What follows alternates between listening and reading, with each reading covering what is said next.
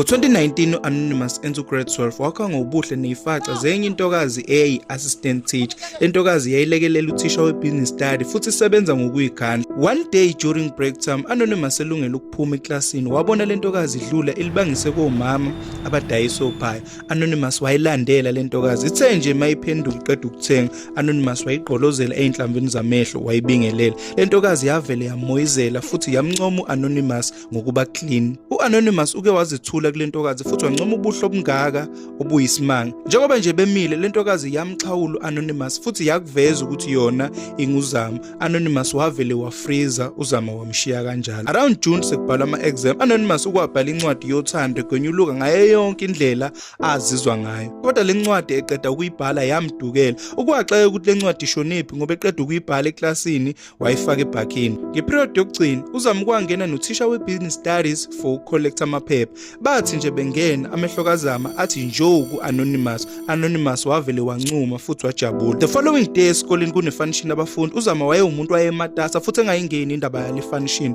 Uzama wacela u-Anonymous ukuthi akambambise lamakhathoni beye emalab. Bathi nje bengena emalab ye-physics. Uzama wavala umnyango futhi wancika odongweni ngasewindini. Uzama kwakhipha incwadi le lahlekela u-Anonymous futhi wambuza ukuthi konke akusho kule ncwadi uzokufeza yini. Anonymous wavele wamangala ngoba le ncwadi yamlahlekela. Uzama kwakuveza ukuthi le ncwadi uyinika umngani ka-Anonymous uyintshontshile ebhakeni wakhe ngoba engamthembi ukuthi u-Anonymous uzoyihambisa le ncwadi kuzama. U-Anonymous wavele wasondela futhi wamqabula uzama wafakaza ngakho konke okusencwadini ukuthi kusuka enhlizweni. Uzama wachazeka bathandana njalo. Anonymous wazwaqeda isikole. The following year Anonymous ukwafuna umsebenzi kanzima kodwa lutho ukuthola ngisho sawubheke elokushini emakhawashi lutho. One day uzama no-Anonymous bese park kwi-weekend. Anonymous ukwacela ukusenda amavidiyo kazama e-TikTok challenge ibitrenda ngaleso sikhathi. Kodwa wathi nje esasenda u-Anonymous kwaphopa up imessage yomlisa thizeni ebiza uzama ngobabe. Anonymous wanyanya wambuza ngalokhu uzama kodwa uzama waphendula ngokuthi uyaxolisa uhehwe imali kulomlisa uyadiza. Amazwi kazama amuhlo Anonymous futhi wayibonisa ahluleke kodwa ngoba uzama wamthembisa ukuthi uzomyeka lomlisa.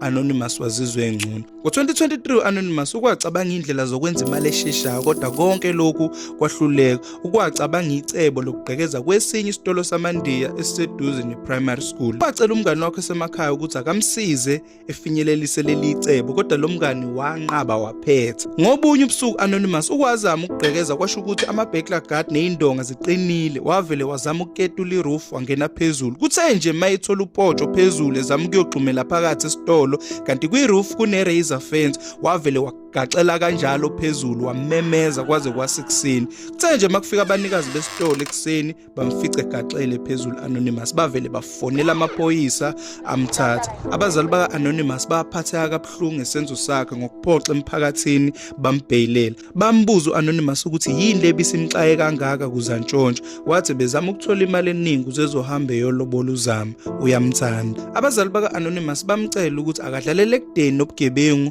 ngobuzofa. Ngelinye ilanga Anonymous sat down ukwahlangana nomunye umlisa oyi-Nigerian odayisa esinye isigqabo sokwenza imali. Lesigqabo besingebhodlela elincane sibizwa u-R100. Ubusithela phezu kwemali eyiphepha mase uyibuyisele ephaketheni. Le mali emva kwa-30 minutes ibiphindeka kabili. U-Anonymous wafike lo ngasithembi lesigqabo wagcina ngokuthatha inamba kulomlisa. Then after 5 months Anonymous ukwabona ukuthi akuhlangani lutho empilweni wafonela leli Nigerian. Ukwakuveza ukuthi yena ufuna into strong kunale yantelezi ezomlethela imali eningi ngokusheshsha. Lo bhuti wathi uzomxhumanisa nogobela wakhe ngoba Anonymous ufuna okungaphezulu. Nangempela lo bhuti wamxhumanisa nalogobela efonini basethu usuku lokuhlangana ubuso nobuso. One day Anonymous efika kulogobela ehlathini wathi nje sondela wathi logobela umndeni wakho unenhlahla kodwa wena udonsa kanzima uyakubukela lokho. Anonymous ukwabuza ukuthi yini yena edonse kanzima. Yathi lenyanga wathakathwa abazali bakho bantshontshe impahla zakho semncane kuze bezophumelela bona wena uzokhula kanzima nje empilweni ungahlanganelwa yilutho. Logobela wakuveza futhi ukuthi Anonymous wazalwa embethe abazali bakhe basebenza ingubo kuze bezophumelela bona yena engalungelwa yilutho empilweni. Leyo nto yamcasula kakhulu waganunwa. Lenyanga yamcebisa ngokuthi kuze abuyise inhlahla zakho Anonymous izomnikeza isigqabo sentambo. Kuzomele ntshontshe impahla zabazali bakhe nezabo bonke abamlamayo eyibophe ngalentambo eyogqiba ehlathini eyintathakusa. U-Anonymous wenza kanjalo kodwa into eyayimxaka ukuthi why kumele ezigqibe impahla zabazali bakhe kuze iphumelele. Le nyanga yamtshela u-Anonymous ukuthi after 14 days uzophupha isamba semali ayosikhonjiswa amadlozi kubo. Leyo mali uyoyiphupha igqitshiwe ayigubhe yena aphinde akhokhele noGobela imali yesigqabo sentambo. Anonymous wajabula ukuza lawo mazwi wabuyela ekhaya. Ukwaphela lo 14 days kodwa lutho leli phupho uqhamuka. Kuthe nje emva kwenyanga Anonymous waphupha abazali bakhe kanye nezingane zakubo bonke behenyiwe ngihluku. Leli phupho lalinakho ukubuya amahlandla amaningi futhi limhlupha njalo ebusuku mayelele. Ngobunye ubusuku belungela ukuyolala abazali ba-Anonymous kanye nezingane zakubo bakhala ngomphimbo bonke bethi akuphefumuleki